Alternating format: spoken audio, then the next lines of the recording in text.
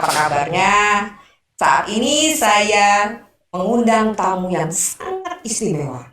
Seorang perempuan, aktivis, keren, modis, apalagi ya? Itu bahasa Palembang, karena yang diundang itu memang perempuan asal Palembang yang ternyata dia menjadi salah satu dari 14 perempuan berpengaruh di Asia. Terbayang nggak? Perempuan berpengaruh. Jadi ini sesuatu yang luar biasa sekali dan saya sangat berterima kasih karena saya kedatangan Endah Trista Agustiana, PhD. PhD ini sekolahnya di Amerika. Endah ini aku tahu, galak dipanggil Tante Amerika. Iya kan dah? Benar yuk. Oke, Endah. Coba Endah sekarang ceritakan, apa benar kamu dari Palembang? Masa kecilmu di mana? Lahirnya kapan? Yang saya tahu Endah lahir 28 Juni tahun 65 di Palembang. Ya, dan kemudian dengan segala kiprahnya sekarang menjadi perempuan berpengaruh di Asia bersama salah satu juara tenis Grand Slam 4 kali, Naomi Osaka, asal Jepang. Bener kan dah? Iya yuk. Oke, dan silakan cerita. Silakan cerita. Ya. Oke. Assalamualaikum warahmatullahi wabarakatuh. Selamat siang, Yuweni. Terima kasih sebelumnya sudah mengundang saya di sini. Bahasa Palembang atau bahasa Indonesia? Bahasa Indonesia campur Palembang boleh. Oke. Kayak ada rooming. Okay. Jadi saya lahir di Palembang. Jadi lahir Palembang itu dari keluarga besar sebenarnya yuk. Jadi saya anak bungsu, jadi kita 4 saudara. Saya paling kecil. Jadi seperti UN udah bilang tadi, sampaikan tadi bahwa saya lahir tanggal 28 Juni tahun 1965. Ibu itu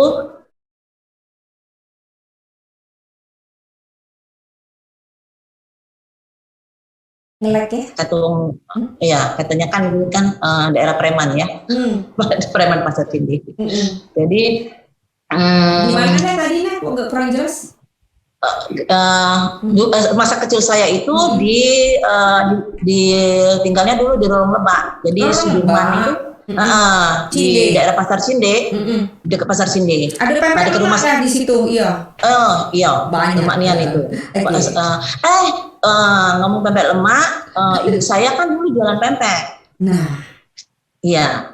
Jadi saya ini dibesar. Nah, kalau sudah ngomong ini juga kena mewek biasanya. Jadi kan orang tua kan ibu, ayah meninggal pada saat saya umur 6 bulan.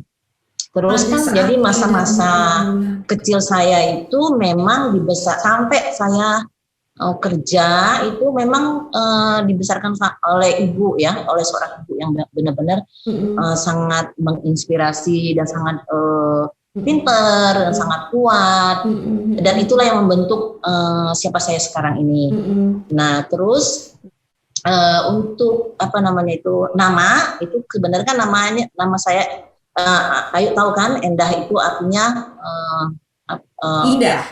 indah ya, beautiful gitu. Yeah. Cuma kan karena kita orang Palembang, jadi terkata ayah almarhum juga, kita namakan Endah gitu. Itu artinya. Nah, Endah Trista Agustiana. Trista artinya apa? Trista itu sendiri itu sebenarnya kepanjangan dari pidatonya Pak Karno. Jadi itu dari Disakti. Jadi intinya itu orang tua saya supaya anak saya ini mandiri. Jadi seorang perempuan yang mandiri, cantik hatinya itu yang penting, mandiri. Kalau kita merujuk kepada ininya pidatonya Pak Karno kan. Jadi kita itu harus mandiri, berdaulat dalam hal politik. Dulu ada istilahnya Tunda, istilah Bung Karno itu berdikari. Iya, berdikari, yes, seperti itu, berdikari. Okay, nah itu intinya. Jadi harapan orang tua, Terus nama belakangnya Agustiana. Agustiana, ya. Dan Agustiana itu sendiri nama ayah. Jadi ayah namanya Agus Salim, ibu namanya Rohana, dipanggil Ana. Jadi itu gabungan dari nama orang tua. Nah, sebenarnya kalau nama saya itu sering orang salah. Pikir saya lahirnya bulan Agustus. Iya, padahal itu adalah nama orang tua saya, nama ayah saya. Dan juga kalau di luar itu pasti salah nama saya kalau ditulisnya. Jadi Augustiana atau Augustin atau Agustina kalau untuk orang Indonesia, bukannya Agustiana. Enda kalau di orang luar sukanya Etna. Jadi kadang-kadang saya itu kirim email, terus saya bilang pasti kamu salah deh, emailnya ke saya pasti kamu itu tulisnya Agustina atau Agustiana. Pasti cek yang salah. Nah itu jadi nama Agustiana itu adalah nama ayah dan ibu. Oke. Tadi kan Enda cerita, saya bacanya justru di Jakarta Post ya. Ketika udah agak lama memang artikel itu, tetapi dia terus melekat di Google. Yes. Jadi diceritakan bagaimana Enda pernah bilang bahwa perempuan itu Indonesia memerlukan banyak pemimpin perempuan. Dan kemudian dikisahkan dengan sangat bagus di Jakarta Post itu bagaimana Enda dibesarkan dari pempek boleh dibilang, karena ibu berjualan pempek bangun kemudian ibu bangun jam 3 pagi, Enda bangun jam 4 pagi, seperti itu. Selanjutnya tolong ceritain sendiri. Jadi ini kan supaya Enda itu memberi inspirasi, pengharapan bagi mereka anak perempuan yang ingin maju. Yes. Jadi kan gini, intinya kan saya itu kita berempat saudara itu dibesarkan oleh seorang perempuan, jadi single parent ya, karena ayah saya sudah meninggal dunia. Jadi pada waktu itu saya 6 bulan. Jadi kisah hidup saya itu tidak merasakan bagaimana sih indahnya hidup itu ya dengan orang tua yang lengkap. Cuma tidak mengurangi arti hidup saya, justru banyak pembelajaran yang saya dapatkan terutama dari ibu saya. Jadi pada waktu itu ibu untuk menghidupin kita, ibu jualan pempek. Jadi ibu itu bangun jam 3 pagi. Pada waktu itu kan namanya orang jualan pempek itu kan nggak seperti sekarang ya, sangat dipandang rendah seperti itu. Kamu sosokan ya, cuma anak tukang pempek aja seperti itu. Nah cuma ibu saya kan punya cita-cita yang sangat tinggi buat anaknya. Kalau ibu saya harus kerja keras bagaimana supaya anak saya itu hidupnya lebih baik, tidak seperti saya. Jadi perempuan pada saat ditinggalkan ayah saya kan ibu saya tidak siap, ya kan? Jadi ibu saya itu berpikir bahwa anak saya ini harus punya bekal hidup yang cukup, jangan sampai seperti saya. Walaupun ibu saya kuliah, jadi ibu saya kuliah di waktu itu di Unsri ya, namanya apa ya Unsri dulu ya, sebelum jadi Sriwijaya itu Sakya Kirti ya dulu namanya sebelum Sakya Kirti ya. Oke. Iya. Nah jadi terus jadi jam 3 pagi setiap pagi ibu itu mulai dari mulai bikin cuka, goreng. Pernah suatu kejadian loh, ibu saya sempat juga ketimpa itu kuali air panas itu tumpah jadi menimpa ibu saya. Cuma ibu saya orangnya tangguh banget. Jadi dia tidak pernah menunjukkan kesusahannya kepada anak. Nah tugas saya adalah pada waktu bangun pagi saya itu ibu kan ke pasar sudah buat tempe jual dan jualnya ada yang ngambil Mbak. Jadi ada seperti mungkin kayak 10 atau 15 orang yang ngambil yang jualan keliling ya Pak pakai jadi lumayan banyak sih jualannya ya. Lumayan.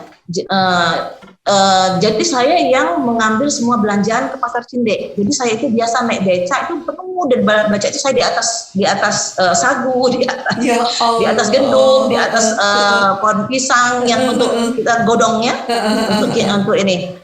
Nah itu setiap pagi. Jadi setelah itu baru saya pergi ke sekolah. Pulang sekolah. Pulang sekolah. Sementara kan anak-anak lain udah bisa bermain atau tidur siang, saya enggak. Jadi saya membantu ibu karena kita jualan kumbu, jualan kumbu hijau ya, jualan es es bungkus kecil Es itu. mambo zaman dulu. Es mambo, iya, es bungkus. Terus juga es batu. Jadi saya saya dulu pinter banget itu yuk. Apa namanya? Ngikat-ngikat itu es masuk, terus bikin bumbu. Aduh, itu saya pinter banget. Nah, ahli sudah pakar saya. Nah, terus kan ya seperti itu. Jadi tapi kan nggak juga yang melihat kita kan 4 orang anak yang sekolah. Tapi satu hal yang membuat ini saya disekolahkan di sekolah yang terbaik karena ibu saya bisa mengatakan bahwa hanya pendidikan yang bisa pendidikan itu pintu untuk sebuah kesempatan, ya. Jadi semakin tinggi hidup. Enda sekolah di mana? SD di mana? SMP, SMA? Ya, saya dari TK sampai SMA itu di Saperius. Karena ya. Karena pada waktu itu kan Saperius itu it's one of the best, ya. So I think this is the only one, ya. So jadi saya itu melewati semuanya pendidikan Katolik walaupun kita Muslim, tapi di rumah kita diajarkan ngaji.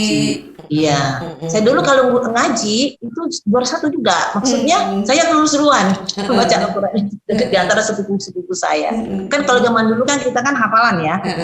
Nah, karena kehidupan kita itu benar-benar sulit pada waktu itu. Jadi kalaupun setiap kali harus bayar sekolah itu tuh harus nangis dulu gitu. Jadi harus datang ke kepala sekolah. Nah, mulai nak mewek ini. Iya, aku juga. Jadi ibu saya datang ke kepala sekolah pada waktu itu kan misalnya suster menyampaikan, terus itu yang sangat menyentuh perasaan kita bahwa jangan dipikirkan katanya bayar pada kapan saja kalian punya uang, tapi jangan dipikir, yang penting anak bisa sekolah. Nah seperti itu sampai saya kuliah. Jadi pada waktu saya kuliah itu sudah saya berhenti loh yuk.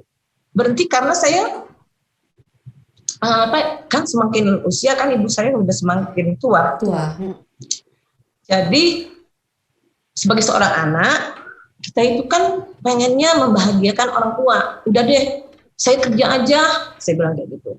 Tapi ibu saya selalu bilang, ini contoh, ibu adalah contoh. Jadi kalau pendidikan terputus, ibu, maka kehidupan masa depanmu juga akan terputus seperti itu. Nah, kalau kita ingin, jadi kalau kata ibu, cita-cita itu harus tinggi. Jadi bukan hanya untuk membahagiakan kita sendiri, tapi juga bagaimana kita bisa membahagiakan orang.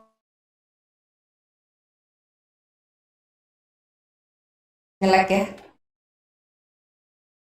Kata ibu, ya. Nah, akhirnya ya itu saya terus lanjut terus, tapi kebenaran Ayu perempuan sudah tua, sudah yang tertua juga kan udah mulai kerja, tapi yang sedikit-sedikit. Jadi Ayu saya juga membantu yang meringankan lah.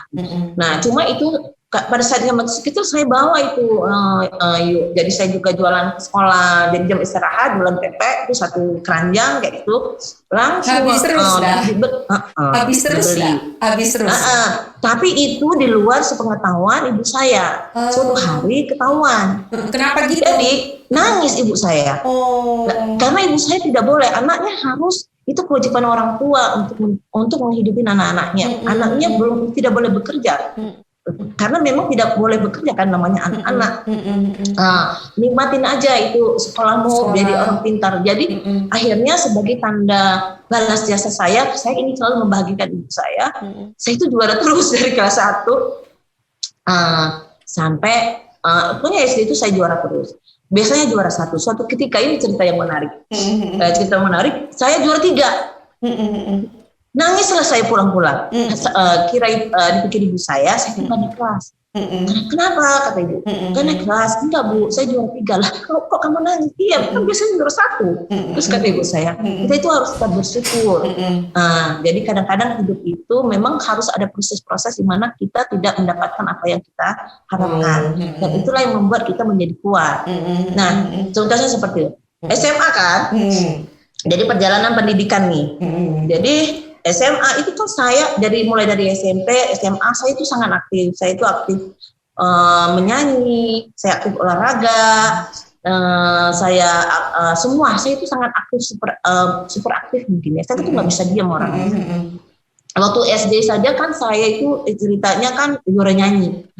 Jadi iya pernah waktu itu jadi ke Bina disediakan Bina semua. Vokalia ya? Iya, Bina Vokalia, Bina Musika, semuanya Bina difasilitasi Musika. sama sekolah kan. Saya juara, kalau SD itu saya juara 1 untuk Palembang. Terus SMP sudah mulai jagoan casting, mainnya kan casting kita SD. Oh kalau saya main casting itu orang-orang udah pada takut, jagoan ngecas katanya. Keras ya pukulannya. Nah, waktu SMP mulai berubah, jadi main softball. Nah, sementara kan kata orang, aduh itu kan mainan anak orang kaya.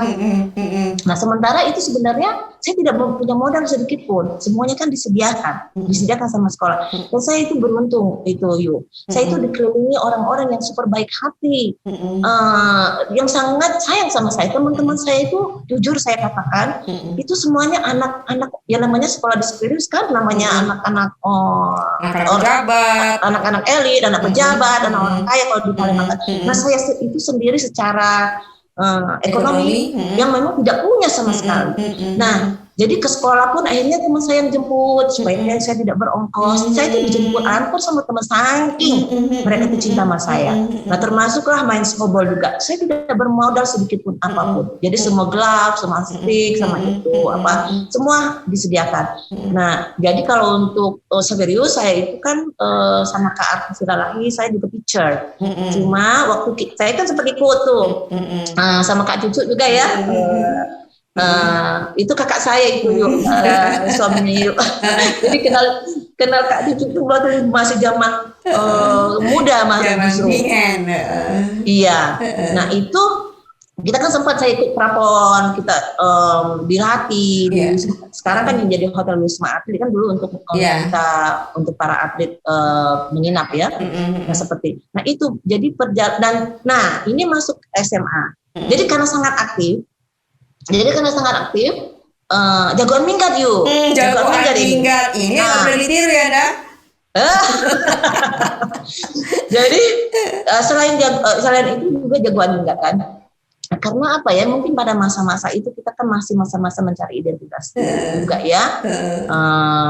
Dimana buat saya itu bukan proses-proses yang kita harus lalui buat saya pribadi.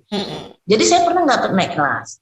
Nah, sepinter itu jadi Enda pernah nggak naik kelas? Iya, makanya kan ini sang juara kok sampai nggak naik kelas. Pasti kebanyakan minggat.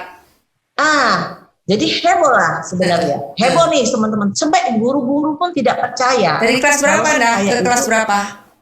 Kelas 1. Jadi dari perpindahan dari SMP ke dari SMP masuk SMA ya. Jadi saya waktu itu SMA-nya IPA ya. Oh kita dulu kan bagi IPA IPS.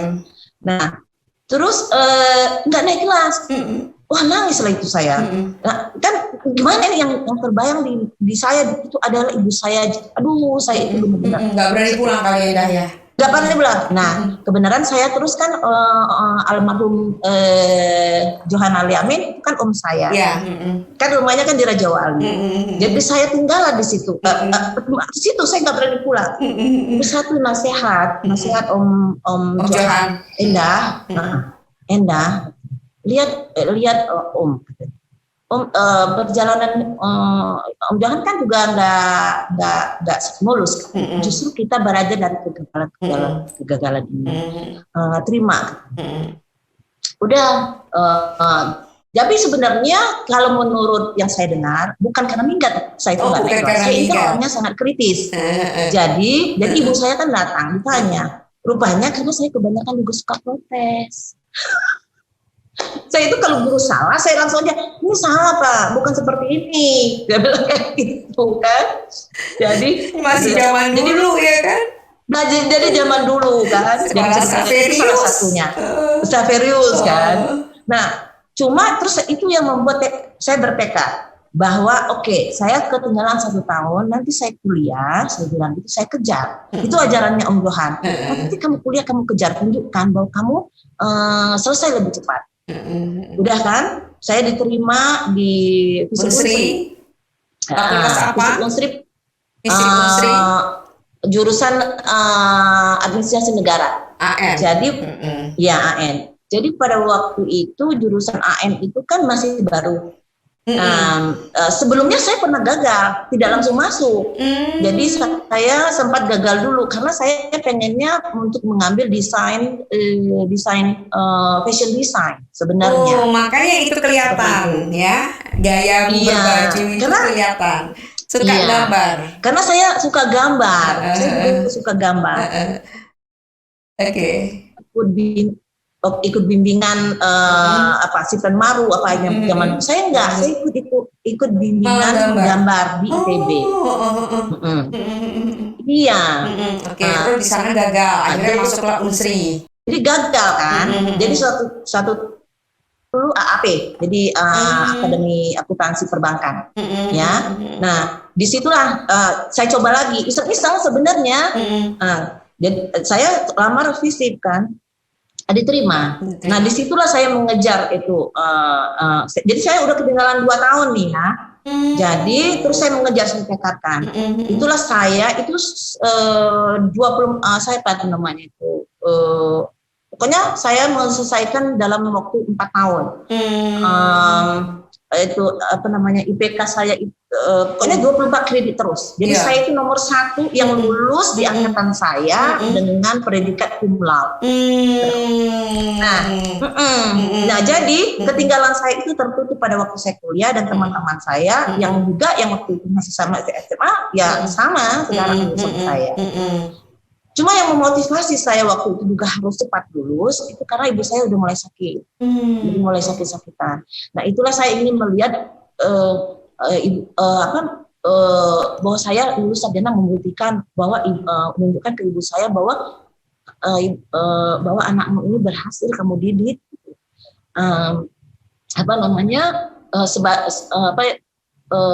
punya pendidikan. Jadi dia bilang kan kayak gini. Kebagian orang tua itu menghantarkan anaknya bisa sekolah, yang lainnya diantaranya ya itu, yang lainnya katanya ya itu tinggal si anak yang menentukan pilihan hidup. Oke. Nah, kemudian tunggu dulu, ibu masih ada apa enggak ya? Ibu sudah meninggal. Ibu meninggal itu tahun 1996. Jadi umur berapa itu? Jadi saya umur berapa ya? Berapa ya? Aduh, matematika aku nggak jalan. 94? 96. Oh, 96. Iya, 96 itu Enda sudah nikah. Enda sudah nikah, ya kan? Iya. Sudah nikah. Saya kan nikah 92. Saya ke Inggris sambil S2 93. Terus saya pulang ke Indonesia 94. Oke. Sekarang part of your life kemudian ya. Enda sempat jadi dosen di Unsri. Oke. Iya. Jadi dosen di Unsri, kemudian ada beasiswa. Iya. Ada beasiswa dan kemudian Enda adalah boleh dibilang pasca apa istilahnya? Sarjana pasca sarjana yang pertama untuk kuliah gender di Asia. Di tahun 90-an ya, tahun 90-an Enda itu adalah perempuan pertama yang kuliah soal itu. Bener nggak dah? Kuliah di mana sih? Bisa diceritain dan bagaimana effort untuk mendapatkan beasiswa tersebut? Yes. Ini untuk memotivasi anak-anak muda. Iya. Jadi kan ceritanya kan saya karena kayak saya, jadi pada waktu itu FISIP Unsri kan masih baru masih sangat muda sekali. Nah, pada waktu itu memang diperlukan tenaga dosen banyak gitu untuk di FISIP sendiri. Nah, pada waktu itu rektor pada waktu itu Pak Amran Halim. Karena saya masih hidup. Itu salah satu orang yang sangat berjasa dalam hidup saya, Mbak.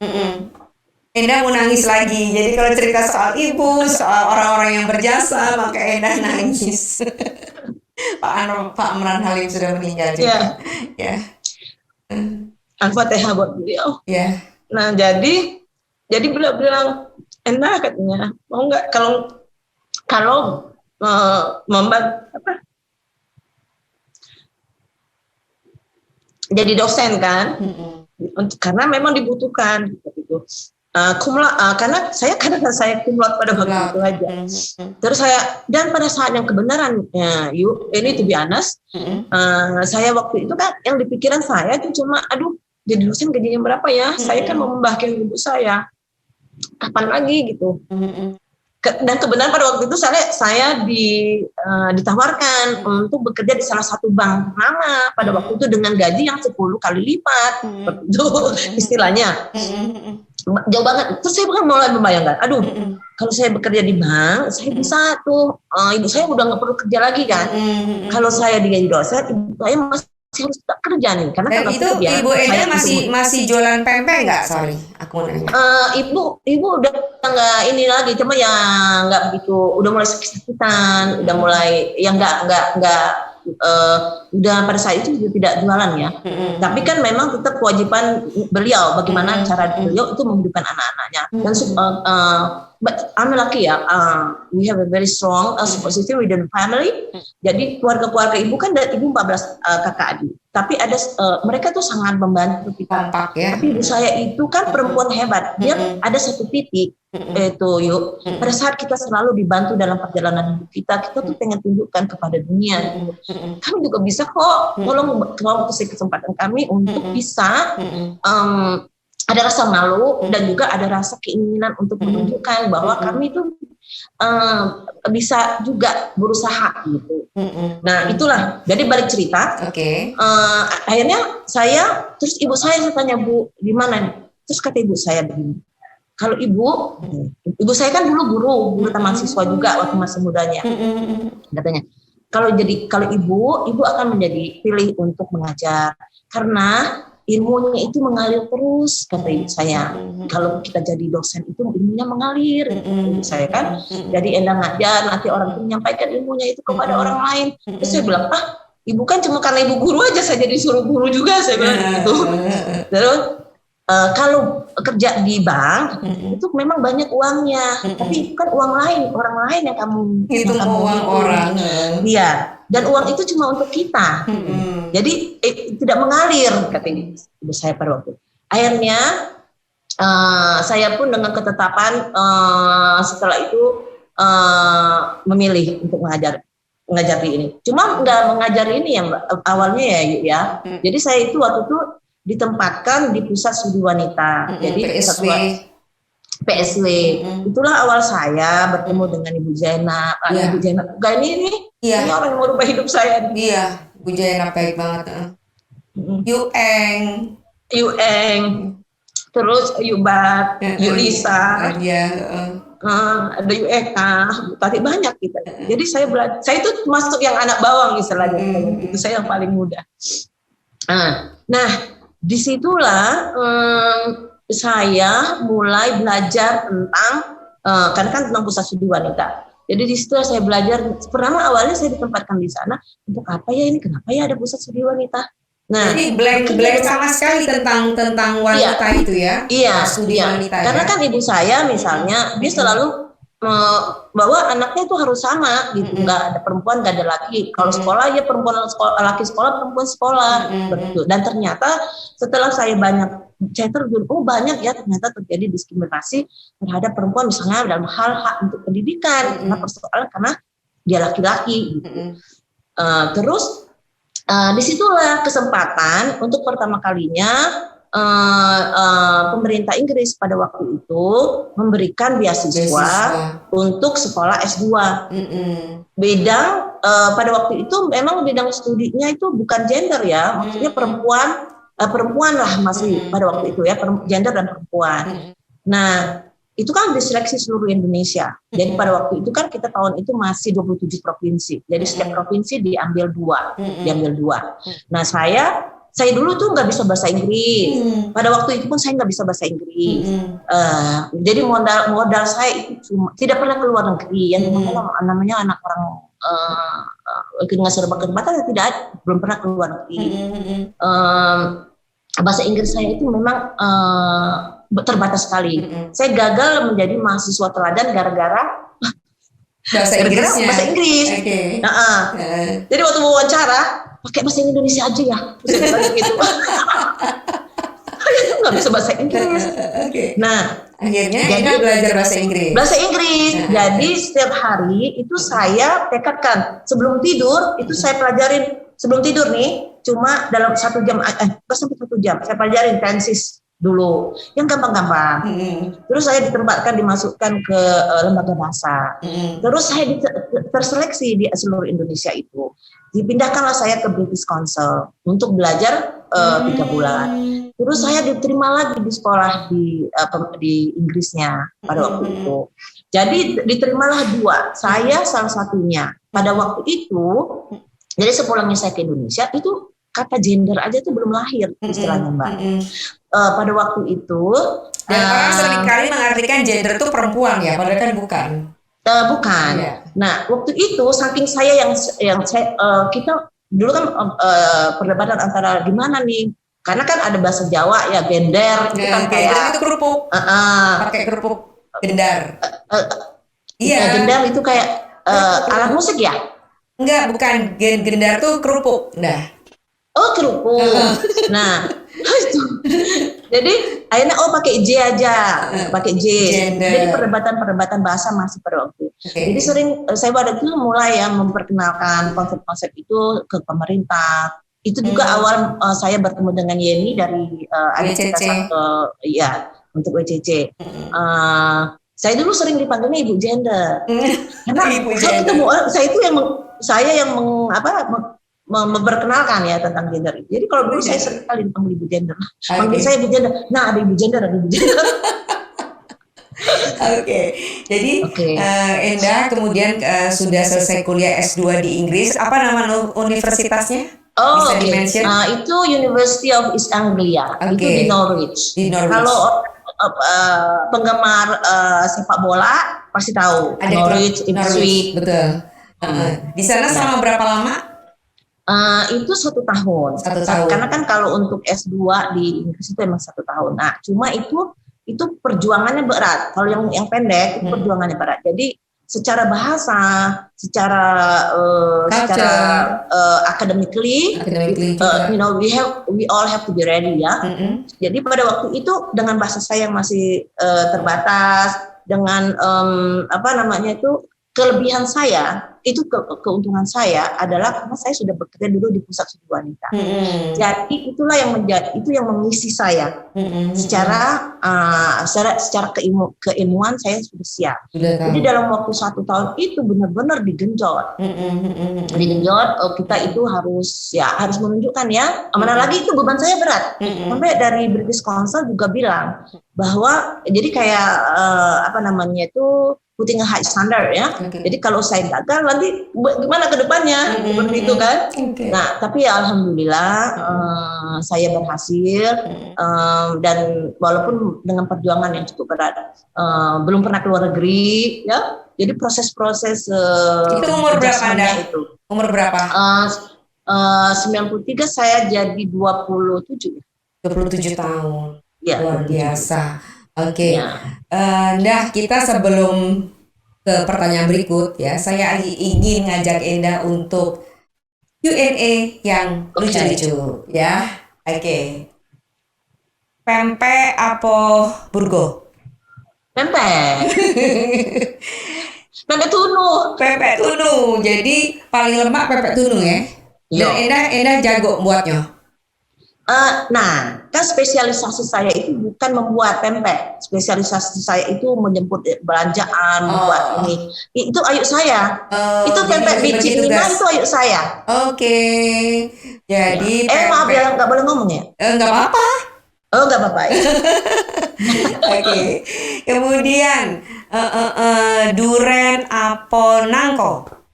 Duren. Ngapa duren? Itu kan surga dunia. Masih sanggup makan durian? Sanggup yuk. Waktu saya hamil itu makan durian setiap hari. Wow. Iya. Anaknya keberapa itu? Semua. Iya. Jadi itu bukan ngidam dah, memang hobi durian. Doyan Iya, durian. ibu saya duriannya hobi sekali. Jadi kalau ibu saya dulu beli durian suka sebeca. Oh. Beli di bawah jembatan Musi itu apa tuh yang serem itu? Ampera? Apa itu? Apa? Ya, di bawah jembatan Musi. Ampera dulu kan masih Iya. serem. Masih serem, sekarang nggak lagi. Iya, iya. Sekarang nggak lagi. Aduh, sekarang cantik, Sekarang hebat. cantik. Oke. Yang Palembang top. Yang Palembang top, keren. Yang ketiga, Yo. berlian apa mutiara? Tidak dua-duanya. Mutiara ya? Iya, saya ini termasuk orang yang bukan pencinta hal seperti itu. Jadi kalau saya tuh lebih suka yang etnik. Dan juga saya itu orangnya ilangan. Jadi makanya saya nggak pakai cincin, nggak pakai yang. Jadi saya tuh Enda suka kalau yang melihat etnik. mungkin iya, saya Enda suka yang etnik-etnik. Oke. Nah, mengapa dirimu bisa menjadi perempuan paling berpengaruh di Asia, masuk dalam jajaran 14 perempuan berpengaruh? Nanti kita lanjut lagi, dan mengapa perempuan harus berpengaruh? Oke. Ya, karena itu skup pekerjaan Enda dan juga dengan latar belakang pengalaman, kemudian sekolah menjadikan Enda seperti saat ini. Nanti kita lanjut lagi ya, Dah. Oke. Oke.